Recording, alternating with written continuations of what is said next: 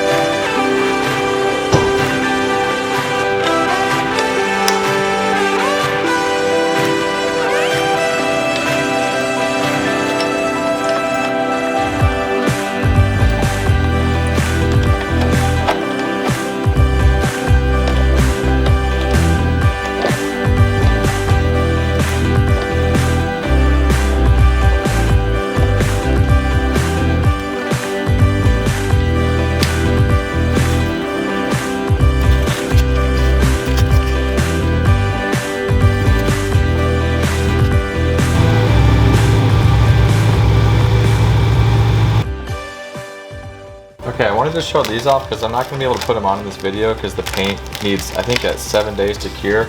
But I got these stickers that will be going on as well. So I've got one for the front fairing, like where the headlamp slash like windshield fairing. This will go on the rear cowl or fender.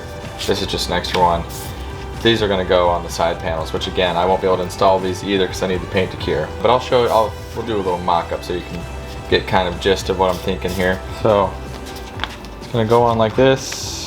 I'm gonna have to measure, make sure I get it evenly, and I think that's gonna look pretty dope. And then the Honda emblems and stuff I have are also bright red, so it's gonna be bright red and baby blue theme, and I think it's gonna turn out pretty sick. Let me know what you guys think. Alright, that's going to do it for today's video. We got the rear fender and sissy bar installed. It's looking so good. As you guys saw, the stickers, I got to wait on that till the paint cures, so we're going to wait to install the side panels. Kind of makes sense to just wait to install it till I get the gas tank all good to go as well. But again, we made progress and I'm super stoked on this build and I can't wait to ride it. So stay tuned for more content on this project. Don't forget to comment, like, and subscribe, and remember, if I can build a bike, then so can you. Cheers.